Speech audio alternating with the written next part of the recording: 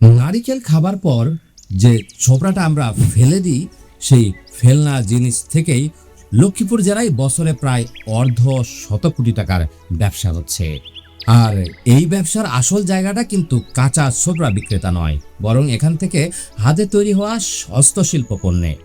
শুধু নারিকেলের ছোবড়াজাত পণ্যের বৈশ্বিক বাজার এখন প্রায় $1.5 বিলিয়ন কাছাকাছি। আর প্রতি বছর 8 থেকে 14% হারে এই বাজার বেড়েই চলছে। এই পণ্যের সবচেয়ে বড় ক্রেতা আসলে কারা? ইউরোপ আমেরিকার মানুষ কেন এই ফেলনা জিনিস দিয়ে বানানো পণ্যের জন্য টাকা খরচ করছেন? আর মাত্র সামান্য পুঁজি নিয়ে কিভাবে এই ব্যবসা শুরু করে লাভবান হওয়া সম্ভব? আজকের ভিডিওতে জানাবো এ পণ্যের বাজার চাহিদা ও সফল হওয়ার সম্ভাবনা, বিদেশের বাজারে জায়গা রয়েছে কিনা, ধাপে ধাপে ব্যবসা শুরু করার প্রক্রিয়া, বাজেট ব্যবস্থাপনা, কোন ধরনের ভুলে একটি সাকসেসফুল ব্যবসা ধ্বংস হয়ে যেতে পারে, আর কোন কৌশলগুলো অবলম্বন করলে ব্যবসায় দ্রুত সফলতা আসবে ইত্যাদি বিষয় নিয়ে। মূল ভিডিওতে যাওয়ার পূর্বে আপনাদের প্রতি একটা ছোট্ট অনুরোধ, আপনি যদি এই চ্যানেলের নতুন দর্শক হয়ে থাকেন তাহলে চ্যানেলটিকে এখনই সাবস্ক্রাইব করে নিন। আর এমন জীবন ঘনিষ্ঠ এবং প্রয়োজনীয় ভিডিও নিয়মিত পেতে চাইলে বেল বাটনে প্রেস করুন। তো প্রিয় দর্শক, চলুন শুরু করি।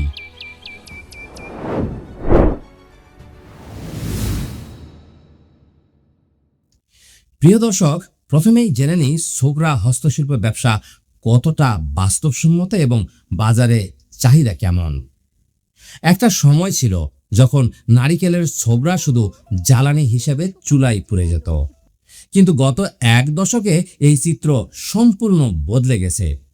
লক্ষ্মীপুর জেলায় এখন প্রায় 30টি ছোবড়া প্রক্রিয়াজাতকরণ কারখানা সক্রিয়ভাবে চলছে, আর সেখান থেকে বছরে প্রায় অর্ধ শত কোটি টাকার কোকো ফাইবার আর কোকো ডাস্ট উৎপাদিত হয়। স্থানীয় ব্যবসায়ীদের ভাষ্যমতে উৎপাদন শেষ হওয়ার আগেই এসব পণ্য অগ্রিম বিক্রি হয়ে যায়, অর্থাৎ চাহিদা সরবরাহের চেয়ে অনেক বেশি। তবে এখানে একটা জিনিস স্পষ্ট করে বলা দরকার, এই বিশাল অঙ্কের ব্যবসাটা মূলত কাঁচা ছোবড়া থেকে আঁশ বের করার ব্যবসা, হস্তশিল্পের নয়। আসল প্রশ্ন হলো, এই কাঁচামাল থেকে যে হস্তশিল্প পণ্য তৈরি হয় তার বাজার কেমন? আর এখানেই সবচেয়ে আশাব্যঞ্জক তথ্যটা লুকিয়ে রয়েছে। চুয়াডাঙ্গার এক তরুণ উদ্যোক্তা পরিত্যক্ত নারিকেলের মালা দিয়ে পাখির ঘর সহ আকর্ষণীয় শৌখিন সামগ্রী তৈরি করে আয়ের পথ তৈরি করেছেন। ফেনীতে 2 বন্ধু ছোবড়া থেকে পণ্য বানিয়ে নিজেদের ভাগ্য বদলিয়েছেন।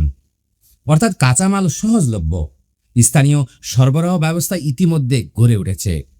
আর ছোট পরিসরে শুরু করে সফল হওয়াটাও বাস্তব উদাহরণ বাংলাদেশেই রয়েছে। বৈশ্বিক পরিসংখ্যান এই সম্ভাবনাকে আরও জোরালোভাবে সমর্থন করে। বিভিন্ন আন্তর্জাতিক বাজার গবেষণা প্রতিষ্ঠানের হিসাব অনুযায়ী নারিকেলের ছোবড়াজাত পণ্যের বৈশ্বিক বাজার 2026 সালে প্রায় 800 থেকে $1.5 মিলিয়ন মধ্যে অবস্থান করছে। আর বার্ষিক 7 থেকে 14% হারে বৃদ্ধি পেয়ে আগামী কয়েক বছরের মধ্যে এটি প্রায় দ্বিগুণ হওয়ার পূর্বাভাস দেওয়া হচ্ছে। এই খাতে শুধু ছোবড়ার আঁশ একাই প্রায় 55% বাজার শেয়ার দখল করে রয়েছে। আর প্লাস্টিকের বিকল্প হিসাবে টেকসই পণ্যের প্রতি বৈশ্বিক ঝোঁক এই চাহিদাকে দীর্ঘমেয়াদী একটা প্রবণতায় পরিণত করেছে। তাই এক কথাই বলাই যায়, এই ব্যবসা নিছক তাত্ত্বিক সম্ভাবনা নয়, বরং কাঁচামালের সহজলভ্যতা, প্রমাণিত স্থানীয় সফলতা আর ক্রমবর্ধমান আন্তর্জাতিক চাহিদা, এই 3টি কারণেই এটি একটি বাস্তব সম্মত ব্যবসা। সবচেয়ে বেশি চাহিদার পণ্য কোনগুলো? গবেষণা প্রতিবেদনগুলো বিশ্লেষণ করলে ছোবড়ার হস্তশিল্প পণ্যকে মূলত 3 ভাগে ভাগ করা যায়। প্রথমত, সবচেয়ে বেশি চাহিদার পণ্য হলো দরজার মাদুর বা ডোরমেট এবং ফ্লোর কাভারিং। আবেদন ভিত্তিক বাজার বিশ্লেষণে এই খাত একাই প্রায় 40% বাজার দখল করে আছে। ভারত, ভিয়েতনাম আর ইন্দোনেশিয়ার রপ্তানিকারকরা মূলত এই পণ্য দিয়েই সবচেয়ে বেশি ব্যবসা করছেন। আর যুক্তরাষ্ট্র, ইউরোপের হোম ডেকোর ব্র্যান্ডগুলো নিয়মিত ছোবড়ার দড়ি দিয়ে বোনা ডোরমেট বিক্রি করে থাকেন। দ্বিতীয়ত, দ্রুত বাড়ছে হোম ডেকোর ও গৃহস্থালী শৌখিন পণ্যের চাহিদা। এই যেমন ঝুড়ি, দেয়ালের সাজসজ্জার সামগ্রী, গাছের টব বা প্ল্যান্টার, ল্যাম্পশেড, টেবিল রানার ইত্যাদি। ক্রেতারা এখন প্রাকৃতিক টেক্সচার আর হাতে তৈরি পণ্যের দিকে খুবই ঝুঁকছেন। আর হোটেল, রিসোর্ট, কর্পোরেট অফিস ইন্টেরিয়রেও এসব পণ্যের ব্যবহার খুবই বাড়ছে। তৃতীয়ত, কৃষি ও বাগান কেন্দ্রিক পণ্য, cocopeat, block, grow bag, seed duster, plug, এগুলো ঠিক হস্তশিল্প না হলেও একই কাঁচামাল থেকেই তৈরি। আর সামগ্রিক ছোবরা বাজারের সবচেয়ে বড় অংশটাই আসলে এই খাত থেকেই আসে, কারণ বিশ্বজুড়ে হাইড্রোপনিক্স আর নার্সারি শিল্পের ব্যবহারও বাড়ছে। নতুন উদ্যোক্তার জন্য সবচেয়ে যুক্তিসঙ্গত শুরুর জায়গাটা হলো প্রথমে ডোরমেট বা মাদুর, কারণ এই চাহিদা সবচেয়ে স্থিতিশীল ও প্রমাণিত। এরপর ধীরে ধীরে ছোট আকারের হোম ডেকোর আইটেম যুক্ত করা যায়, কারণ এতে মুনাফার মার্জিন তুলনামূলক বেশি থাকে। বিদেশের বাজার ও রপ্তানি সম্ভাবনা। হ্যাঁ, বিদেশের বাজারে স্পষ্টভাবেই চাহিদা আছে।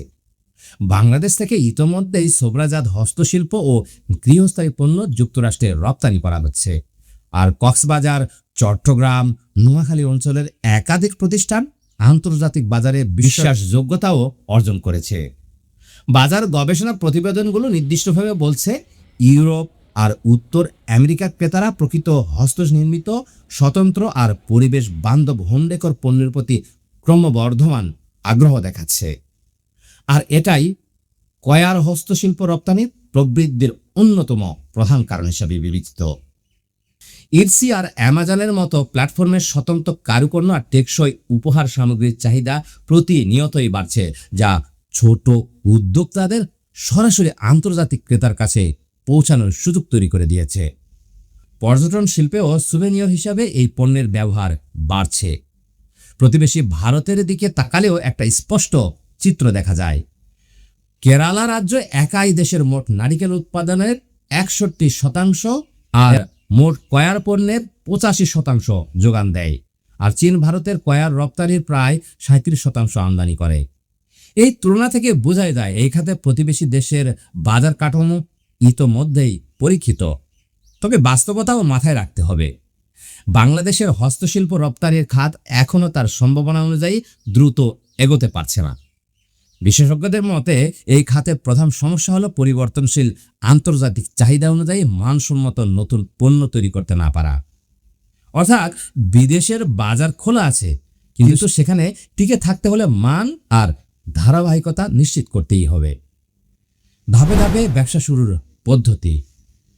প্রথম ধাপ, বাজার ও পণ্য নির্বাচন। শুরুতেই একটি নির্দিষ্ট পণ্য বেছে নিন, যেমন ডোরমেট বা ছোট হোম ডেকোর আইটেম। সব কিছু একসাথে শুরু না করে একটি পণ্যের দক্ষতা অর্জন করাই খুবই বুদ্ধিমানের কাজ। দ্বিতীয় ধাপ, কাঁচামালের উৎস নিশ্চিত করা। লক্ষ্মীপুর, নোয়াখালী, চট্টগ্রাম, কক্সবাজার অঞ্চলে ছোবরা প্রক্রিয়াজাতকরণ কারখানা ও পাইকারি সরবরাহকারীর সাথে যোগাযোগ করে দীর্ঘমেয়াদী সরবরাহ সম্পর্ক তৈরি করতে হবে। তৃতীয় ধাপ, মৌলিক প্রশিক্ষণ। বেসিক বা স্থানীয় হস্তশিল্প প্রশিক্ষণ কেন্দ্রে বুনন, দড়ি পাকানো ও রং করার কৌশল শিখে নিন। নিজে হাতে কলমে শিখলে মান নিয়ন্ত্রণ করা অনেকটাই সহজ হয়ে যায়। চতুর্থ ধাপ, ছোট পরিসরে পরীক্ষামূলক উৎপাদন। বড় বিনিয়োগের আগে 20 থেকে 25 পিসের একটি পরীক্ষামূলক ব্যাচ তৈরি করে উৎপাদন খরচ এবং সময় সম্পর্কে বাস্তব ধারণা নিতে হবে। পঞ্চম ধাপ, বিক্রয় চ্যানেল স্থাপন করা। স্থানীয় নার্সারি, গৃহসজ্জার দোকান, মেলার পাশাপাশি ফেসবুক পেজ ও অনলাইন প্ল্যাটফর্মে বিক্রি শুরু করুন। ষষ্ঠ ধাপ, ব্যবসা নিবন্ধন এবং রপ্তানি প্রস্তুতি। লাভজনক প্রমাণিত হলে ট্রেড লাইসেন্স ও প্রয়োজনে রপ্তানি নিবন্ধন সম্পন্ন করুন। সপ্তম ধাপ, মান নিয়ন্ত্রণ ও সম্প্রসারণ। ধারাবাহিক গুণগত মান বজায় রেখে ধীরে ধীরে শ্রমিক নিয়োগ ও বড় প্রয়াদেশ নেয়ার সক্ষমতা তৈরি করতে হবে। এবার আসি সবচেয়ে গুরুত্বপূর্ণ প্রশ্নে, টাকাটা কোথায় কিভাবে খরচ করতে হবে। ছোট পরিসরে একটি কয়ার হস্তশিল্প ইউনিটের ব্যয় কাঠামো এমনভাবে সাজাতে হবে যাতে কাঁচামাল অর্থাৎ প্রক্রিয়াজাত কোকো ফাইবার, দড়ি আর রং এটাই মোট খরচের সবচেয়ে বড় অংশ হয়। শিল্প অনুযায়ী প্রায় 50 থেকে 60% এখানে খরচ হয়। এরপর আসে সরঞ্জাম ও হাতিয়ার, তাঁত বা লুম, কাঁচি, বুনন সরঞ্জাম, রং করার পাত্র।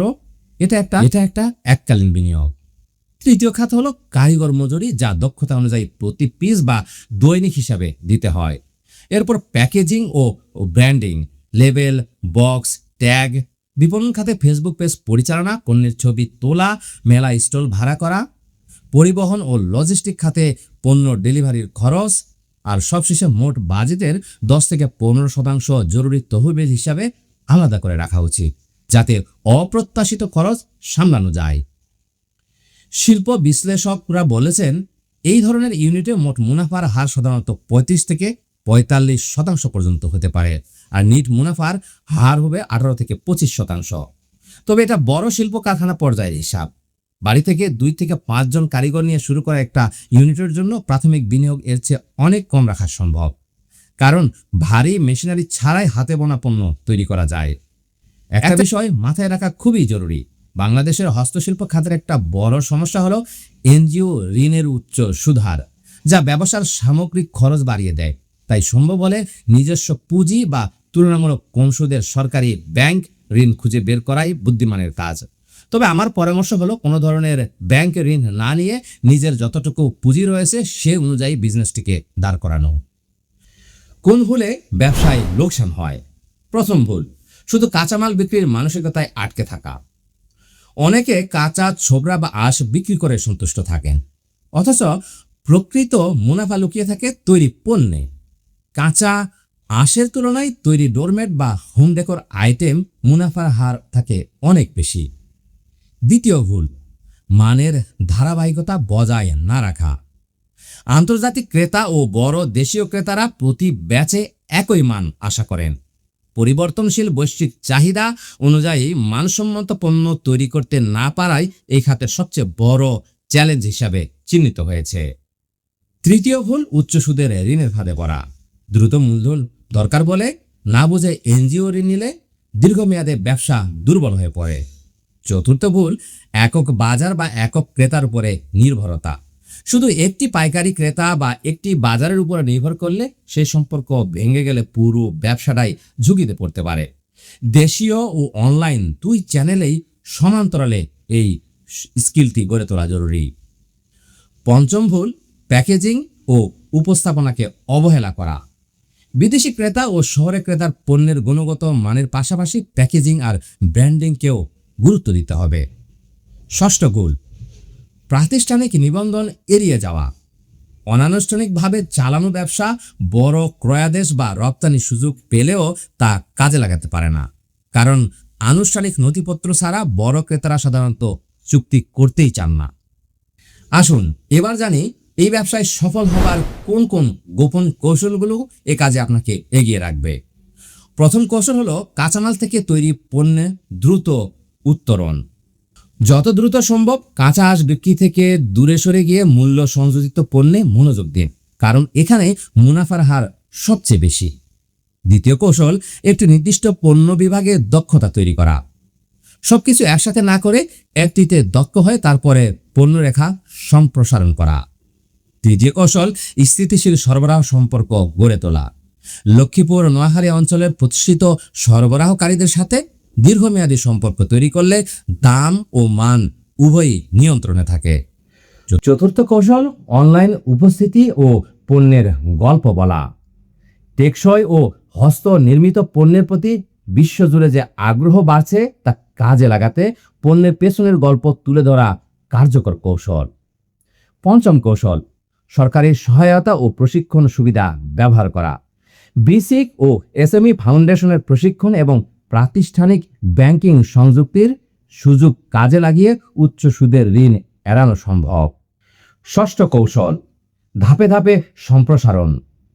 প্রথমে দেশীয় বাজারে প্রমাণিত হয়ে তারপরে অনলাইন প্ল্যাটফর্ম আর সবশেষে রপ্তানির দিকে অগ্রসর হওয়া। এই ক্রমান্বয়িক মডেলই সবচেয়ে কম ঝুঁকিপূর্ণ। পুরো ভিডিওতে আমি কোন কোন বিষয়গুলো নিয়ে আলোচনা করেছি তা এক নজরে দেখে নিই। ছোবড়া হস্তশিল্পের বাজারের চাহিদা কেমন এবং সফল হবার সম্ভাবনা কতটুকু? সবচেয়ে বেশি চাহিদার পণ্য কোনগুলো? বিদেশের বাজার ও রপ্তানি সম্ভাবনা, ধাপে ধাপে ব্যবসা শুরুর পদ্ধতি, বাজার ব্যবস্থাপনা অর্থাৎ কোন খাতে কত খরচ পড়বে, কোন ভুলের কারণে ব্যবসায় লোকসান হয় এবং সফল হবার গোপন কৌশলগুলো কি কি। আমি প্রতিনিয়ত এই চ্যানেলে বিভিন্ন ধরনের ব্যবসায়িক আইডিয়া নিয়ে কথা বলি। এই ভিডিওর ডেসক্রিপশনে আমি বেশ কয়েকটি কম পুঁজির বিজনেস আইডিয়া শেয়ার করেছি, সেগুলোর লিঙ্ক দেওয়া রয়েছে। আপনারা চাইলেই সেই লিঙ্ক থেকে ভিডিওগুলো দেখে আসতে পারেন, এতে হয়তোবা আপনার পছন্দের নিশটি আপনি পেয়ে যেতে পারেন। আশা করি এই ভিডিও থেকে কিছুটা হলেও উপকৃত হয়েছেন। যদি তাই হয়, আবারও অনুরোধ থাকলো চ্যানেলটিকে সাবস্ক্রাইব করার। আর যদি অলরেডি সাবস্ক্রাইব করে থাকেন তাহলে রইল অন্তরের অন্তরস্থল থেকে কৃতজ্ঞতা এবং অভিনন্দন। সেই সাথে পাশে থাকা বেল বাটনে প্রেস করতে একদমই ভুলবেন না। নতুন কোনো বিষয়ে ভিডিও পেতে চাইলে অথবা এই ভিডিও সম্পর্কে কোনো পরামর্শ কিংবা জিজ্ঞাসা থাকলে কমেন্ট করুন। আমি নিয়মিত আপনাদের কমেন্ট পড়ি এবং সেগুলোর উত্তর দেবারও চেষ্টা করি। আপনাদের সুস্থতা এবং দীর্ঘায়ু কামনা করছি। সেই সাথে পরবর্তী ভিডিও দেখার আমন্ত্রণ জানিয়ে বিদায় নিচ্ছি। আসসালামু আলাইকুম ওয়া রাহমাতুল্লাহ।